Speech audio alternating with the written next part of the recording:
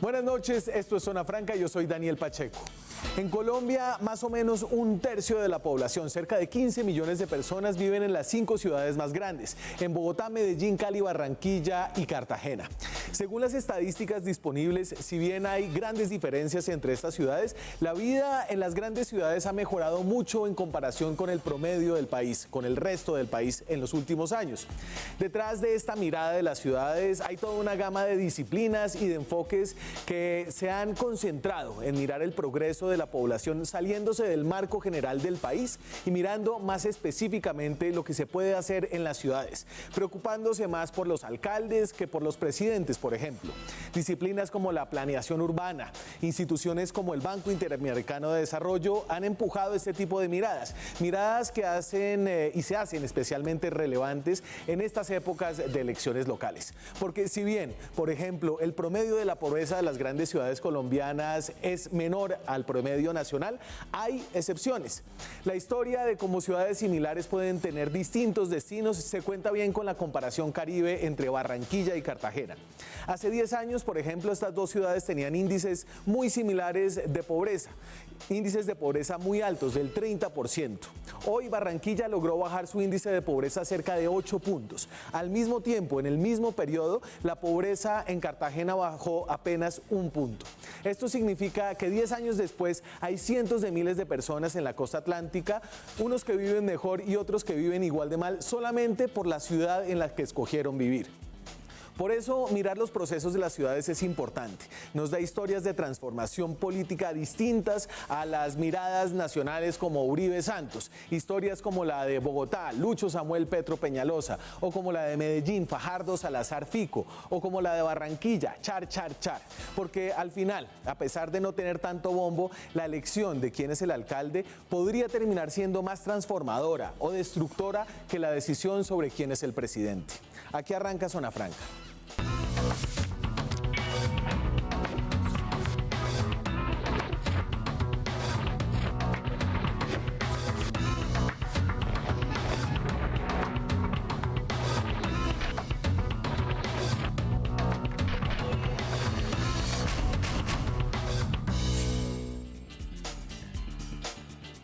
No hay muchas personas que tengan miradas políticas nacionales y regionales. Mis dos panelistas de hoy sí las tienen. León Valencia es el director de la Fundación Paz y Reconciliación, PARES se hace llamar, es escritor, es politólogo y publicó hace poco El regreso del uribismo, su 5º libro. 12 libros. 12 libros. Bueno, ¿Qué más, León? ¿Qué más, Daniel? Muchas gracias por la invitación. Estamos a menos de 15 días de las elecciones. Carlos Suárez es consultor político, dirige Estrategia y Poder, una firma de consultoría, trabaja con algunos candidatos y nos contará cuáles de esos candidatos aparecen en estas conversaciones. Carlos, un gusto tenerlo por acá. Daniel, muy buenas noches, gracias por la invitación, también a mi compañero, señor León Valencia. Y es verdad que no mucha gente tiene la política nacional en la cabeza, además de los políticos, obviamente. Bueno, lo que pasa es que siempre las regiones son un mundo totalmente aparte. Y además de ser un mundo totalmente aparte, cada elección es un Disneylandia para los que estamos metidos en esto. Si tú te vas a Cali, es totalmente distinto a Barranquilla o totalmente distinto a Pasto. Y esto se vive con un fervor impresionante en las regiones. Sí, ahorita yo estuve en Cali este fin de semana, mucha política moviéndose en Cali, estaba Jorge Iván Ospina en su huelga de hambre, está el Chontico, creo que con buenas posibilidades, pero a ver, para desbogotanizar un poco la política y las elecciones regionales, les propongo que arranquemos con Medellín y vamos a hacer un panorama de las 5 grandes ciudades que tiene Colombia, Bogotá, Medellín, Cali, Barranquilla y Cartagena, que son las ciudades más grandes. En total son casi 15 millones de personas. Con la encuesta de Inbamer, Inbamer se ha convertido en los últimos años en la casa encuestadora más, digamos, a la que más le pega. En Colombia fue la que más cerca estuvo en el plebiscito, fue la que más cerca estuvo en las elecciones presidenciales y esto nos da Inbamer de quiénes son los 4 candidatos a la alcaldía en Medellín.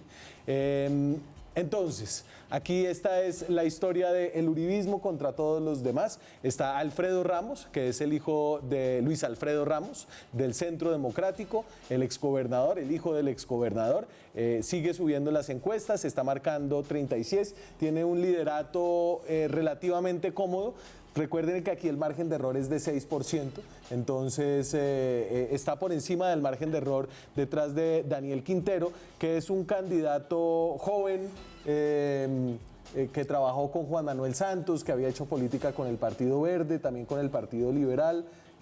Con los conservadores también estuvo. Con los conservadores. En el Partido Conservador trabajó en la Secretaría General del Partido Conservador hace unos buenos años. El Partido del Tomate. El Partido del Tomate. O sea, Quintero, que no tiene de tener 30 y pico, ya tiene varios partidos. Se voltea más que un desvelado. Pero ¿no? se volvió, bueno, a ver, Luis Alfredo Ramos, ¿por cuántos partidos ha pasado? Y Alfredo Ramos... sí, también, pero ellos tienen muchísimos más años de experiencia en el tema. Daniel Quintero, que es un poco la revelación en Medellín. Sí, está creciendo y sobre todo pues es una sorpresa porque no había estado, digamos, en la acción política electoral como ya estaba Ramos y no tiene todo ese aparataje detrás que tiene Alfredo Ramos en la cuna Sí. pues del uribismo. ¿Quién es Santiago Gómez? No sabe, no responde. Santiago Gómez es el de Federico, el de Fico. Sí. Es, digamos, como el candidato del alcalde que también en el último tiempo está repuntando, digamos, electoralmente. Es él. Empezó muy bajito y ahora dio un salto a 15 puntos. Y Beatriz Rabe, que es la candidata de Sergio Fajardo. Es la candidata de Sergio Fajardo que ahora empieza a conocerlo la ciudad y también en el último tiempo digamos, ha aumentado unos puntos y la competencia se ha vuelto pues, más interesante porque al principio decía todo el mundo, pues esta es la plaza del uribismo, el que diga Uribe. Y más o menos casi todo el mundo decía, no hay ninguna posibilidad de derrotar a Uribe en esta oportunidad de Medellín porque ya tienen el gobierno nacional, la presidencia, no actúan desde la oposición y tiene un candidato que reúne, digamos, todo el espectro de estos partidos políticos que están con el gobierno, de manera que prácticamente todo el mundo daba por hecho de que iba a ganar la elección. Y la cosa ahora no aparece muy clara y sobre todo en el caso de Medellín las sorpresas en el último momento son enormes. La de la vez pasada fue un palo completo. Claro, le pongo los resultados del 2015 en Medellín para que hagamos un poco de historia política, a ver qué es lo que pasa en la capital de Antioquia. Y acuérdense del palo del 2015, que fue que Federico Gutiérrez, que aparecía por debajo en todas las encuestas antes de las elecciones, le ganó a Juan Carlos Vélez, en ese entonces con el Centro Democrático, que después se hizo famoso nacionalmente por ser el gerente de la campaña del No. La sorpresa hubo dos sorpresas enormes. Digamos, el Federico Gutiérrez crece y sobre todo se desvanece la candidatura de Salazar. De Alfonso Salazar, que fue el tercero en esa elección. Alonso punteó casi la mayoría del tiempo de la campaña. Sí. Y luego Juan Carlos empezó a competirle y lo sobrepasa Juan Carlos. Pero el segundo seguía siendo Alonso Salazar. Y de pronto, en los últimos 10 días, toda la fuerza de Alonso Salazar se pierde y va hacia Fico. Y es curioso lo de Medellín. Encuestas. Yo creo que al final de cuentas, mire, si cogemos las encuestas de hace 4 años regionales, más o menos por esta época, vamos a encontrar fenómenos. Bucaramanga no lo daban. Sí. A Federico no lo daban por ninguna parte. Al alcalde de Pereira no lo daban.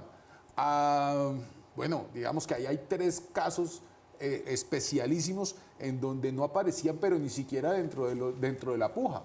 Y a los 10 días vinieron las elecciones y finalmente las encuestas fueron las más equivocadas. Que es una muy buena advertencia esta noche que tenemos varias encuestas.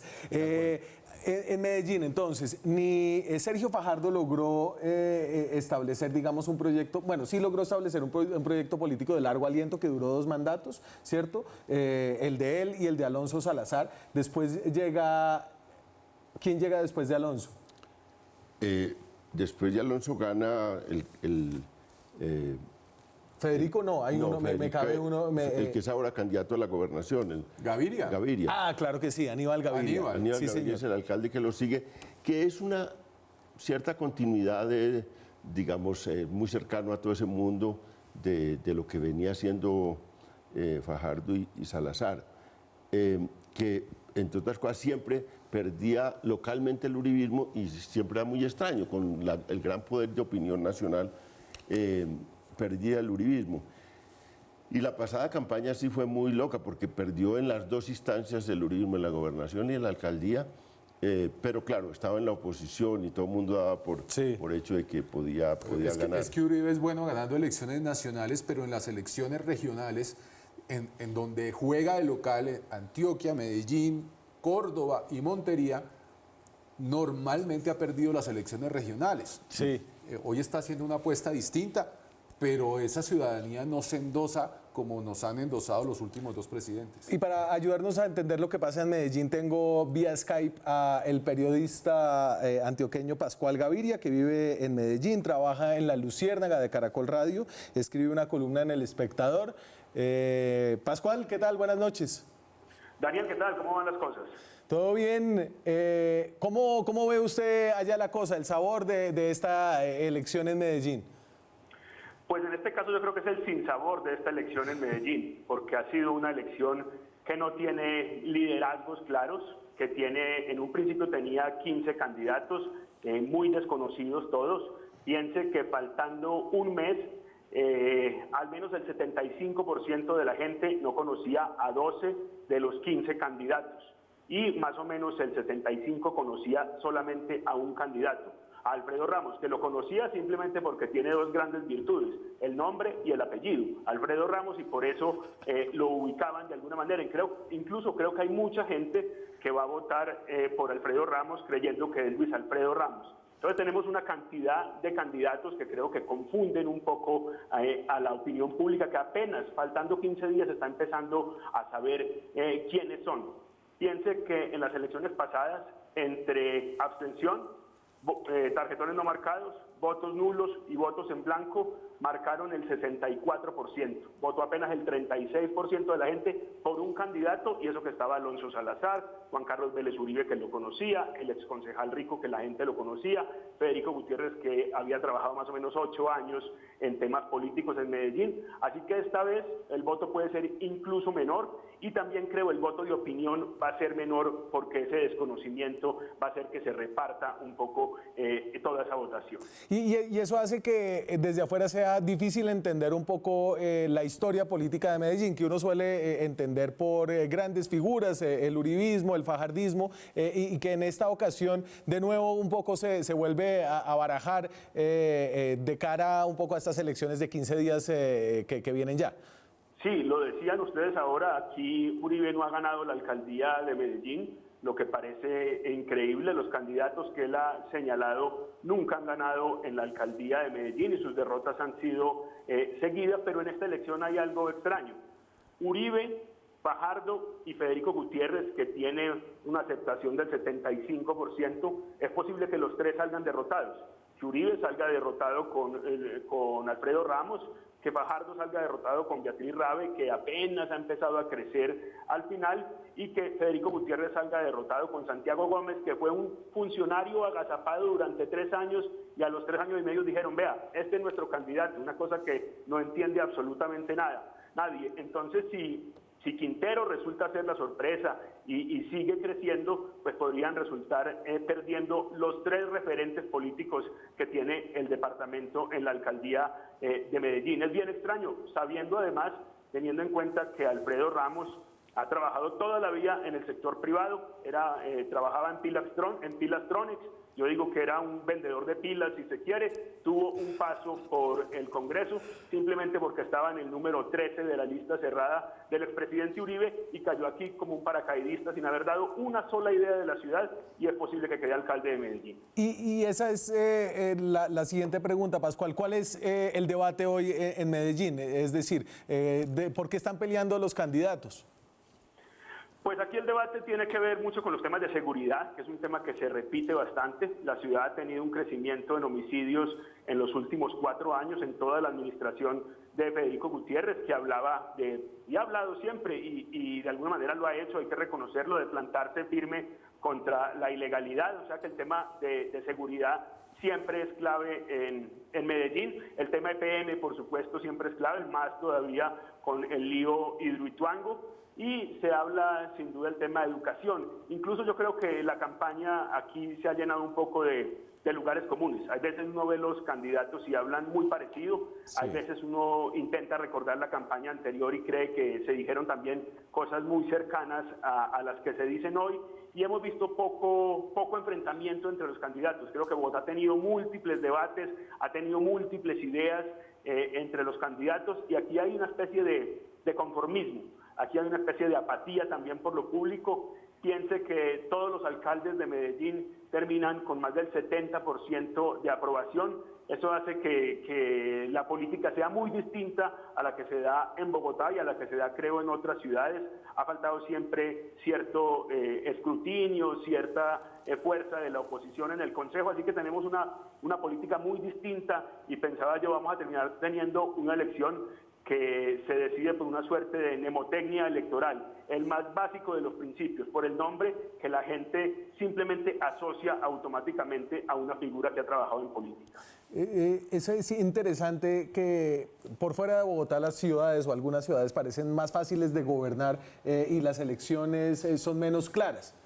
Sí, bueno, en el caso de Medellín, Medellín ha tenido un problema siempre, que es las mafias, la violencia, el control, digamos, de grandes lugares de la ciudad por parte de mafias y de sectores ilegales. Sí. Ese ha sido un problema muy grande. Por otro lado, hay una prosperidad económica siempre enorme, y hay una cosa que ha sido fundamental en Medellín, es que han tenido una cajita que se llama EPM, que aporta el 60% del presupuesto, y es fácil gobernar a Medellín porque es la única que tiene casi un presupuesto asegurado.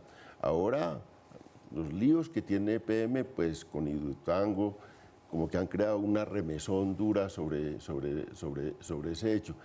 Pero allá siempre se ha gobernado bien. Y hay un partido político que nadie menciona, que define mucho la elección en Medellín, y es el que está detrás de EPM y todo esto, y es el sindicato antioqueño, el grupo empresarial antioqueño, que es como el partido verdadero que orienta mucho, no porque participe directamente en política, sí, pero un poco la voz del grupo empresarial antioqueño define mucho las elecciones. ¿Quién está la voz del grupo? Yo creo que, por ejemplo, las pasadas elecciones, un poco las definió el grupo empresarial antioqueño, que le apostó a Fico en el último momento, y yo creo que empujó todo eso.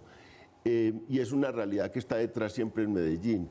Ahora, el guiño de ellos es muy importante.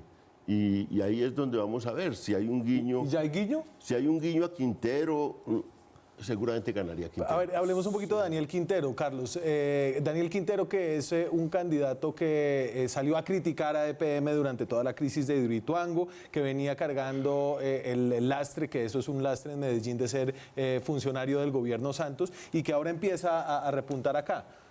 Yo creo que le está poniendo algo de picante a una campaña que es totalmente aburrida. Cuando uno tiene una campaña tan aburrida, tan definida como la que están haciendo los candidatos, uno que es el candidato de Uribe y el otro que es el candidato de Federico, en donde uno además no entiende qué es lo que está pasando, porque no hay una transparencia ni siquiera de popularidad. Federico es el segundo alcalde después sí, de Char más importante o con mayor popularidad en el país, y no pasa absolutamente nada. ¿Qué seguramente le está poniendo ají a esto? Y por esa razón creo yo que está siendo el gran protagonista de la campaña, que este muchacho Quintero viene joven, nuevo, de afuera, dice 2 o 3 cosas que a la gente le suenan distinto, y de inmediatamente empieza a funcionar lo que es el marketing. Adicionalmente a lo que tú decías, no solamente la falta de popularidad de venir del gobierno de Santos, sino que adicionalmente ha tenido unos vínculos con el petrismo, que eso más o menos en Medellín es casi que pecaminoso. Pascual, si gana Quintero, ¿es como si tuvieran alcalde Rolo o no? Totalmente, pero si gana Alfredo Ramos también. Es que los dos durante los últimos 8 años casi que no han estado en Medellín, 6, 8 años. Es que piense que Quintero ha tenido 2 aventuras políticas en Medellín. Una hace 12 años intentando ser concejal por el Partido Conservador, como ustedes decían, porque ha estado en absolutamente todos los partidos. Y la otra hace cerca de 8 años, cuando su hermano fue concejal de Medellín por el Partido Verde, impulsado por Daniel Quintero. En ese momento hizo política, digamos, por interpuesta persona en Medellín. Entonces son 2 candidatos que de verdad no habíamos oído en la ciudad. Están diciendo sus primeras ideas sobre Medellín en la campaña y eso es bien extraño. Hay que decir algo de Quintero, que yo creo que lo hace atractivo. Y es que él tiene una historia de ascenso social. Él es un pelado que viene del barrio Tricentenario y de ahí creció, digamos, en la política. Hay que decirlo, creció, por eso ha pasado por todos los partidos, porque su historia de ascenso social se marca por ahí, por el Partido Conservador, por después arrimarse al liberal, incluso ha tocado puertas en Cambio Radical, estuvo en el Partido Verde cuando su hermano estuvo ahí, Partido Tomate para esta visibilidad. Sí. Pero esa historia, creo, de ascenso social y digamos ese nombre fresco y esa figura fresca, como decían ustedes ahora, ha terminado convenciendo y creo que en el tema publicitario también ha sido el más inteligente de los candidatos. Pascual Gaviria, Pascual, gracias por abrir cuenta de Skype para estar con nosotros esta noche. Daniel, con mucho gusto. Saludes a los televidentes y a Carlos y a León. No le pongan aquí esa elección allá. Yo me voy a la pausa, nos queda Bogotá, Cali, Barranquilla y Cartagena. Ya volvemos. Seguimos en Zona Franca, esta noche estamos en directo desde Bogotá, son las 9:27 de la noche. Hablamos de elecciones en las 5 grandes ciudades de este país. Hablamos ya de Medellín, vamos a Bogotá, pero antes de eso, y esta es la noticia que realmente capta la atención de este país, la derrota de la Selección Colombia, esto es Enredados. Nos enredamos con los memes de la derrota de Colombia 3-0 ante Argelia esta tarde. Éramos felices y no lo sabíamos. Queiroz dijo que no los necesitaba. Gracias a usted, vicepresidenta Martuchis, Argelia le va ganando a Colombia 3-0. Este logro no pudo haber sido posible sin su ayuda. Usted es la madrina de esos muchachos. Por donde se le mire, estamos mal dirigidos. Éramos felices y no lo sabíamos. Nos vemos mañana con más enredadas. El fútbol realmente es lo que mueve la opinión de este país, pero es increíble que nunca haya habido un traspaso exitoso del fútbol a la política, ¿no? No hay manera de traspasar la felicidad de un lado al otro, ni tampoco lo contrario, ¿no? Las tristezas. Pero a ver, ¿cuáles son los...? ¿Ustedes tienen en su memoria casos de traspaso del mundo deportivo al mundo político? ¿Urrutia? ¿María Isabel Urrutia? Bueno, puede ser María Isabel, pero fíjate que en Barranquilla siempre el Junior puede endosar unos buenos votos en el momento adecuado. Ya de vamos cualquier para Barranquilla, elección. volvamos a Bogotá. ¿Usted tiene... ¿Cuál es el deportista que le ha ido mejor en la política en este país? ¿Que a Willington Ortega o qué? Jimena Restrepo, me dice Juan Sebastián, mi productor, pero se metió, Jimena Restrepo fue a la política deportiva, al Comité Olímpico, una cosa así. Vamos con la encuesta de Inbamer que salió esta semana. Esta es la encuesta que paga la revista Semana, Caracol Televisión, Blue Radio. La mejor encuesta según los últimos resultados en el pasado. Veremos cómo le va. Y entonces esta encuesta refleja que hay básicamente un empate técnico entre Claudia López y Carlos Fernando Galán. Pero lo interesante es la tendencia. Más que la foto, lo interesante de las encuestas, sobre todo porque todavía quedan 2 semanas, es la tendencia en la que Galán viene subiendo, Claudia viene bajando, y eso puede cambiar en 2 semanas, pero por ahora estamos así. Miguel Uribe se empieza a desinflar, Holman Morris se sigue desinflando. Así está Bogotá. Bogotá no está nada dicho todavía. Sí, yo creo que en una campaña larga Claudia venía haciendo buenas encuestas durante toda esa campaña. Ahora, realmente en los últimos tiempos, en las últimas semanas, ha pegado un salto Carlos Fernando y es el más opcionado, pero tiene una situación y es que salió de la zona de confort, digamos, cuando uno está encabezando unas encuestas siempre es el trompo de poner y el que... Ustedes le al que le ayudaron, pegan, al en que le Pares le pegan. ayudaron a salir de la zona de confort con un informe de denuncia el sobre... pedestal donde estaba, pero ahora no, por el hecho de ir encabezando, pues todos los otros candidatos van a golpear ahí y salió de esa zona de confort y ahora viene el debate. Ahora, todo esto adquiere, porque aquí venía un debate de ideas y se discutía cosas, pero ya en este último 20 días y de aquí en adelante es una disputa personal, digamos, es una disputa entre la calidad de los candidatos, la imagen, la capacidad de convocar que tengan. Entre otras cosas, ese va a ser como el centro en estos tiempos. A ver, entonces Galán se montó en este cuento de que él es independiente. Carlos Fernando Galán es un político que hizo toda la vida política en un partido, en Cambio Radical, y renunció el año pasado, ¿cierto? Sí, mire. Y se volvió independiente. Y entonces esa va a ser un poco la idea que va a estar aquí en el foco del debate público. Como noticia no es lo que sucede, sino lo que se publica. Yo creo que en este momento la campaña de Carlos Fernando se ha disfrazado de independiente, le está saliendo bien y le está saliendo bien porque las encuestas por lo menos lo están diciendo. Una cosa que quiero decir sobre esta encuesta de Yanjas es que apenas tiene 600, de Inbamer, que apenas tiene 600 muestras Sí. y tiene un 6% de margen de error, con lo cual hay otras que han tenido muchas más muestras que pueden ser un poco más exactas. En lo que sí coinciden es en la tendencia. Y la tendencia sí muestra a Carlos Fernando arriba.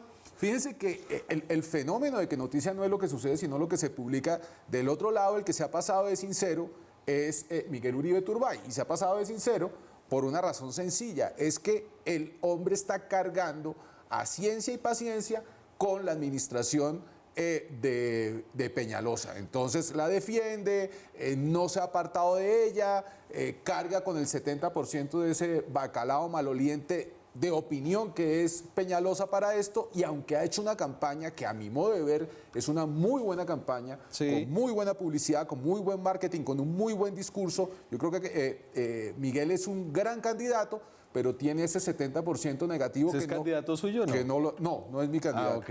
Que no le ha permitido subir. Es que, si yo hablo así de mis candidatos, creo que nadie me contratase. En Bogotá no tengo campaña. A la alcaldía. Claudia, y entonces en estas 2 semanas, un poco, además de ataques personales, vamos a ver que se desinflan las candidaturas de Holman y de Uribe y empieza el voto útil a primar. No, desde siempre. Yo creo que aquí, cuando hace 2 meses y medio, una columna y también unos eventos donde decía el debate va a ser entre Galán y Claudia López por las características de la ciudad y porque el voto, digamos, ese electorado que está en el centro del espectro político es el que se disputan los que van a poner, digamos, alcalde. Y esa disputa por el centro es la disputa que va a llevar a que sean Claudia, que representa un poco la centro izquierda, y el otro que representa un poco la centro derecha. Para los extremos que están Sí. Miguel Uribe y Holman, era más difícil que ellos lograran en una campaña como esta crecer. Ahora, lo de independencia, que yo creo que lo ha vendido bien y que pues lo cataloga Carlos como un disfraz, es muy claro, digamos, detrás de Carlos Fernando, sin duda está Cambio Radical, sin duda. O sea, porque tampoco, pues la gente no se inventa de un día para otro la independencia, digamos. Pero que María Andrea Nieto, que es la cabeza de lista del Consejo de Cambio Radical, viene con una serie de ataques duros. Lo que ella dice es, no está el Cambio Radical, sino está el santismo pradista. Pues eso es, pero digamos que yo conozco un poco ese mundo, digamos, de Germán Vargas, porque Germán también se puso por firmas Sí. cuando vio que las dificultades, digamos, del Partido Cambio Radical.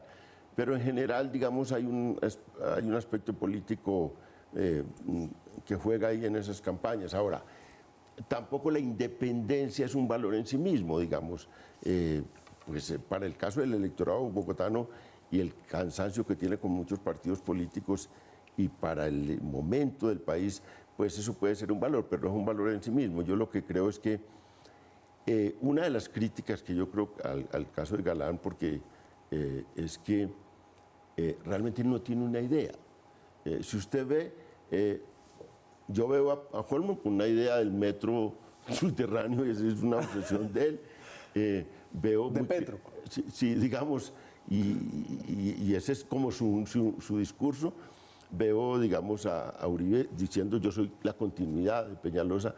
Veo a Claudia con unas ideas sobre seguridad muy claras de lucha contra la corrupción, pero veo que Galán pues no tiene las ideas de todos, digamos. Usted no logra establecer un debate claro y duro sobre ideas. Pero es que yo creo que ahí está la clave de la estrategia. Bogotá, siento yo, que está mamada de la polarización y hoy se va por la campaña más tibia.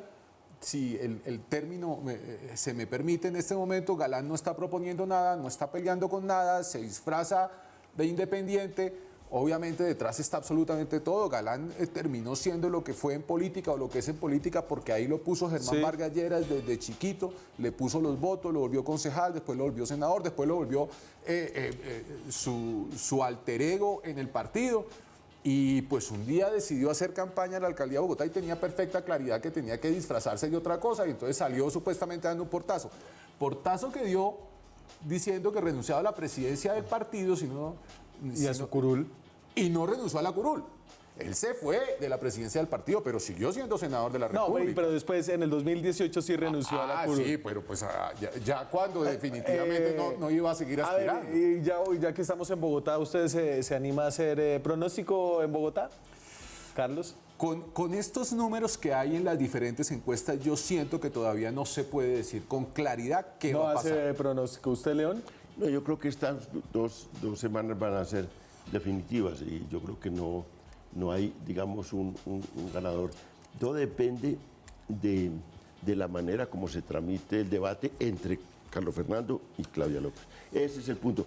Y si hay una decisión de voto útil, por ejemplo, Carlos Fernando le están trabajando mucha estrategia a que haya un voto útil que se deslice desde Uribe hacia Galán. Que tiene más que Holman para perder. Y hay otra gente que le está trabajando, paradójicamente, no desde la campaña de Claudia, sino desde la campaña de Ángela María Robledo, que se adhiere el voto a útil, Claudia López. que están tratando de meter el voto útil de que se deslice de Holman hacia Claudia. Pero también gran ganador Petro en esto porque claramente si Claudia no es alcaldesa tiene que ver mucho con la candidatura que se inventó Petro en cabeza de Holman y ahí van a haber 10 o 12 puntos que van a ser definitivos, eso sí, al final de la contienda. El candidato de Petro, Bogotá tiene el de Petro. Al contrario, yo creo que el gran ganador de esa es Holman y el gran perdedor es Petro, porque Holman era un candidato pues casi no viable y se hace candidato gracias a Petro. Gracias a Petro, y Petro le apuesta en su principal plaza a un candidato que queda de último. Yo creo que Petro hizo un mal cálculo. No, yo creo que Petro fue muy inteligente porque está demostrándole a Claudia que después de haberlo... Usted ya derrotó a Claudia, entonces después de haberlo rechazado... No, ese es el pensamiento de Petro. Después de haberme rechazado, le monto candidatura y no le dejo ser alcaldesa. Me voy a la pausa. Cuando regresemos, hablamos de la tercera ciudad de Colombia, Santiago de Cali. Nos acompaña también vía Skype Tatiana Duque. Ella es la editora de La Silla Pacífico de La Silla Vacía. Ya regresamos. Seguimos de gira electoral por las ciudades más grandes de Colombia. Cali, próxima parada. Y nos acompaña vía Skype Tatiana Duque. Ella es periodista, es editora de La Silla Pacífico, de La Silla Vacía.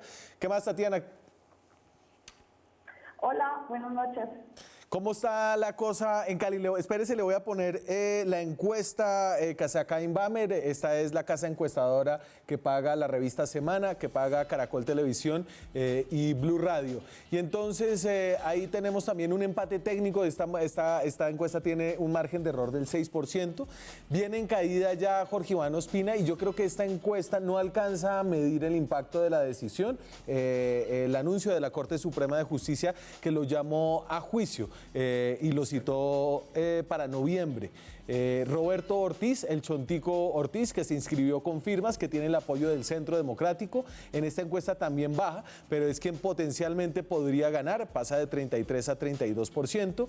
Alejandro Eder es quien más sube en esta encuesta, pasa del 9 al 15%, pero está muy lejos todavía de los que van en punta.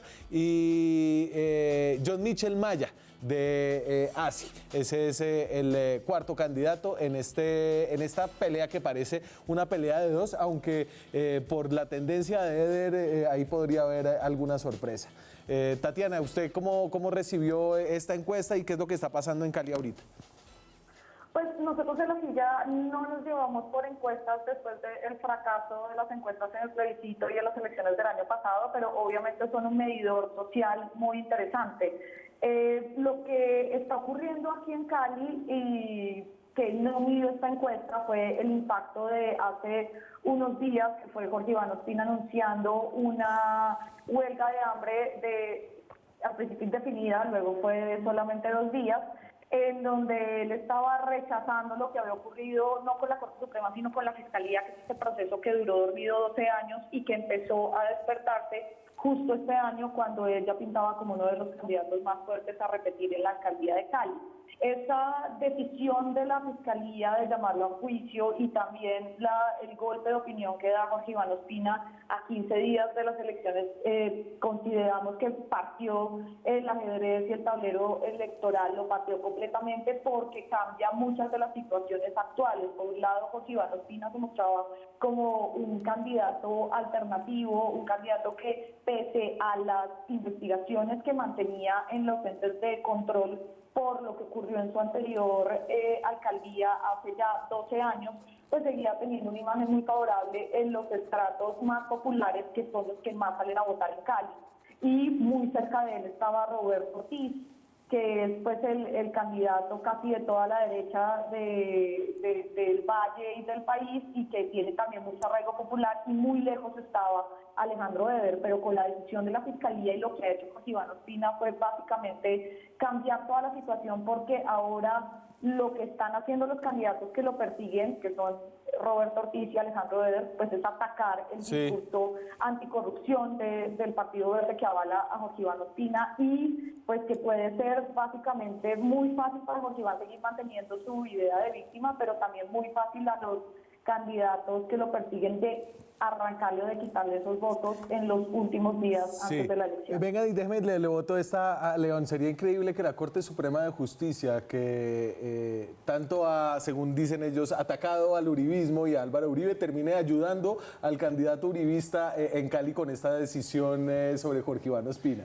Si uno no sabe cómo reacciona el electorado, siempre es un misterio, incluso para los que vivimos encima de ese análisis de cómo reaccionan los electores.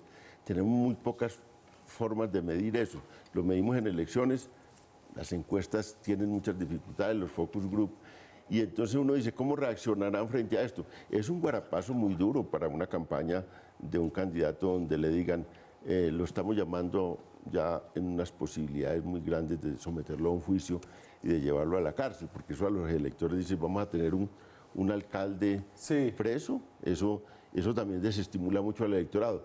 Pero normalmente también cabe la posibilidad de que reaccionen con solidaridad, y que lo agrupen y digan, bueno, y que fue lo que intentó él concitar con esa huelga de hambre. Y en Cali, pues porque él tiene unas de cal y otras de arena. En realidad fue un alcalde que hizo cosas importantes en Cali, luego tiene todos sus procesos judiciales encima y todos esos cuestionamientos que no son poquitos, este es uno. Y entonces y quizás este puede ser el que menos, digamos, fondo tiene. Hay otros que son más complejos, porque pues es por el que lo llaman ahora, es muy discutible. Y Tatiana, y yo ahí estoy equivocado, esto no es por una investigación cuando él era senador, sino cuando era alcalde. Entonces no es la Corte Suprema de Justicia, sino es la Fiscalía. Es la Fiscalía de Cali, además. Es la Fiscalía de Cali. Este era un proceso que se abrió en el 2008, entiendo yo. Hace 10 años. Hace 10 años. Fue un proceso Un proceso que incluso el mismo Jorge Iván dice que él denunció. Es un contrato muy pequeño de 466 millones de pesos que le entregaron a una firma de publicidad que, según los papeles, no tenía la experiencia porque había sido creada 2 días antes de esa firma. La firma el dueño de esa firma es Guillermo Lombana, que es el publicista actualmente de Roberto Ortiz, pero que en ese momento fue publicista de Jorge Iván Ospina en su campaña. Pero mire, estamos analizando qué fue lo que pasó con esta decisión judicial, y yo creo que ahí hay que decirle también a los televidentes que esto viene dándose desde antes. Lo que está pasando en Cali con Jorge Iván y el desinfle de su campaña viene muchísimo, incluso desde Bogotá. Claudia López lo dijo de manera clara y concreta, que si estuviera en Cali no votaría por Jorge Iván porque los ruidos judiciales y las investigaciones que ya había previo a este llamado a juicio, pues estaban generándole también una muy mala imagen en torno a lo que es el Partido Verde y a lo que encierra como toda esa figura. Y el boca a boca, el voz a voz en Cali empezó a calar muchísimo dentro de los líderes de que, oiga, votar por Jorge Iván es repetir una elección porque al hombre lo van a inhabilitar. Después llega este llamado a juicio, que obviamente es la bomba del momento, pero también hay que dejar claro que la reacción de Jorge Iván es lo que no podía hacer ningún candidato. Ir a inventarse una huelga de hambre como la que se inventó, y a las 6 horas su propia campaña estar filtrando las fotos de él tirado en una camilla, poniéndose el suero, en una cosa que quienes asesoramos, el ritmo cardíaco, jamás dejaríamos sacar una foto de esas, y la campaña misma la está filtrando. Obviamente hubo un mal manejo, tan mal manejo fue que a las 48 horas levantó la huelga. Ahora, y empezó a trabajar en la campaña. Hay que decir una cosa, Carlos, el candidato rival es 1000 veces más cuestionado y con una historia complejísima, el Chonto, digamos. Empresario del chance. El Chonto es sinónimo de la cosa clientelar y de toda una participación en cosas muy sucias en Cali. De manera que el contraste es muy fuerte. El otro candidato, que digamos tiene una historia digamos más clara, que no ha tenido un ejercicio político, que es Eder, pues no ha podido despegar. Ahí saltaba del 9 al 15, digamos, casi que se duplicaba. Es difícil que los alcance, de manera que no existe. En esa encuesta, digamos, yo un día le pregunté, pero en las encuestas que nosotros estamos haciendo no existe. Yo un día le pregunté a Horacio Serpa, cuando era presidente del Partido Liberal.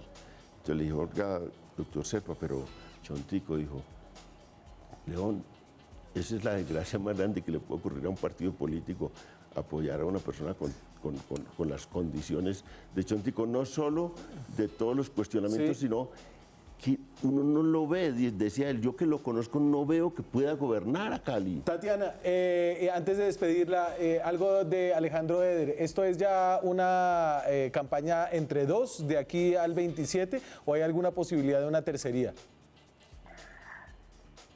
Eso depende mucho de cómo vaya a manejar y la inteligencia que tenga la campaña de Alejandro Eder de aprovechar este momento político que tienen los candidatos, pues digamos, de ver a Jorge Iván Ospina en una mala racha, y si lo puede aprovechar bien, utilizando pues la buena imagen que tiene Sergio Fajardo, lo cual puede ser un reto bastante grande. Pero una cosa que estaban comentando ahora de que había un candidato que tenía una relación más clientelar que la otra. En este momento, si ustedes ven los apoyos políticos de los dos candidatos que están punteando las encuestas y se ven más fuertes, los dos tienen apoyos políticos clientelares. O sea, no olvidemos que Jorge Iván Ospina es el candidato del grupo Nueva Generación de Lilian Francisca Toro, que controla toda la gobernación del Valle del Cauca, todas sus secretarías, más universidades públicas, más los hospitales, más todo el gremio deportivo. Y el señor también Roberto Ortiz tiene a una estructura política de su lado, como es la de José Luis Pérez, que es el senador de Cambio Radical, que lleva 4 alcaldías componiendo políticamente, incluida la primera de Jorge Iván Ospina. Así que, digamos, esto es una pelea también de maquinarias, y es en maquinarias en una ciudad de opinión como lo que es la capital del Valle. Tatiana Duque, periodista de La Silla Vacía, la tengo que despedir. Gobierno, ¿no? Ahorita hablamos Que de ha su... hecho un gran gobierno. Entonces ahí Suárez también se ve reflejado el tema. Suárez tiene a una candidata en el departamento del Valle, la que aspira a suceder a Dilian Francisco de Toro. Pero estoy hablando de Dilian Francisca, que ha hecho un gran gobierno y que obviamente... Pero si usted está con que Clara Luz está con Dilian. No, yo soy independiente de muchos temas. Estoy con Clara y estoy con Dilian, pero no estoy en la campaña de la alcaldía. Me voy a la pausa. Gracias, Tatiana. Ya regresamos. Una credencial y... Seguimos en Zona Franca, hablamos de las 3 ciudades más grandes de Colombia. Nos quedan 3 minutos para hablar de la cuarta y la quinta, que son Barranquilla y Cartagena. Lo de Barranquilla, la intención de voto de esta encuesta de Inbamer muestra que no hay mucho que decir. El candidato Jaime Pumarejo, que es el sucesor de Alex Char, pasó del 79% de la intención de voto al 80%, y el resto no van a ganar. No existen. Y venga, le ligo ahí de una vez Cartagena, que son un poco estos dos espejos de lo que ha sucedido en el Caribe. En cambio, en Cartagena hay muchos candidatos, estos son los 5 primeros. William García de Colombia Justa Libres va punteando con el 29%. William Jorge Dau, que tiene un movimiento por firmas. Yolanda Wong, la China Wong. Y Sergio Alfonso Londoño, Fernando Araujo, que está lejos, el ex canciller. 2 espejos de lo que está pasando en la costa atlántica. Muy rápido ahí, León, ahí como para cerrar. No, la mayoría de los candidatos tienen procesos judiciales en Cartagena y están cuestionados. Viene de una historia de parapolítica, de líos en fiscalía por contratos o por compra de lotes. Es un desastre lo de Cartagena, no hay de dónde escoger. 12 alcaldes en los últimos 10 años. Es un desastre total. Y está creciendo, pues es la ciudad donde más voto en blanco en este momento, que está como en 12%, una cosa así. Alguna gente ya le está haciendo campaña al voto en blanco, que es también un saludo a la bandera, pero lo de Cartagena es un desastre. En contraste con lo de Barranquilla, que de verdad estos Char tienen dos caras. Una cara de buenos administradores que combinan negocios privados que le sacan todo el jugo a los negocios privados vinculados a la administración pública, lo cual es un desastre para la democracia, pero tienen también una serie de rabo de paja también, porque, bueno, detrás de la señora Aida Merlano, que se acaba de ir, está el Clan Char. El Clan Char también ha estado detrás de gente vinculada a procesos complicados en la JEP y en la parapolítica. La familia Char tiene el alcalde más importante del mundo hoy, 96% de imagen positiva. Transformó Barranquilla. Barranquilla era una ciudad inviable antes de que Alejandro Char Chalhub llegara a ser alcalde de Barranquilla. Y así lo está premiando el electorado. Y lo está premiando diciendo, voto por el que me diga Alex Char. Ahora, cuando hablamos... ¿Usted trabaja con Pumarejo? Yo no trabajo con Pumarejo. No trabajo con Pumarejo, no trabajo con Alex Char. Ah, ok. Conozco Barranquilla, la he vivido, conocí la Barranquilla anterior, la que el bogocentrismo quisiera tener una ciudad como Barranquilla, a la que Alex Char transformó. Y no se puede mezclar ese cuento del clan o de los clanes con una administración como la que hizo Alex, como la que hizo Elsa, como la que volvió a repetir Alex y como ojalá seguramente la haga Pumarejo. El que dijo Alex, cuando tú tienes el 97% en un tercer periodo de alcaldía, has transformado la ciudad, la pusiste a hacer un sueño Caribe, pues ni más faltaba. Muchas que gracias. Qué inspirado que sentí la brisa barranquillera correrme por el rostro. El mejor momento es cuando se abre la puerta del avión y empieza a entrar ese calor de Barranquilla. Qué delicia. Señores, muchas gracias por esta gira rápida por Colombia. 27 de octubre, vayan a votar, que no elijan por ustedes. Yo me voy, nos vemos mañana con más periodismo, con más debate, con más opinión. Chao.